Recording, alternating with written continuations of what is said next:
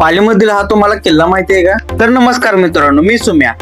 आज आपला दौरा होता सरसगडासाठी.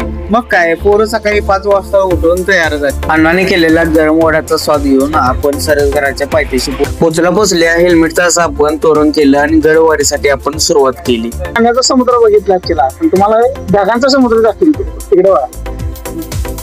ढगांचा समुद्र पाहतोय तो पण मध्येच आम्हाला हे आपले 2 मित्र भेटले आणि गडाच्या मध्यंतरी गेल्यानंतर आम्हाला ही नांदेडची आम्हाला गँग, त्यांच्यासोबतच आम्ही गड सर केला. पोचल्या आपल्याला अशी गुफा दिसेल आणि गुफेच्याच साईडला आपल्याला या 96 पायऱ्या वर गेल्यानंतर आपल्याला दिसतो पालीचा महादरवाजा. दरवाजाच्या उजव्या साईडला आपल्याला झेंडा बुरुज पाहायला भेटतो आणि डाव्या साईडला आपल्याला दक्षिण बुरुज असा पाहायला भेटतो.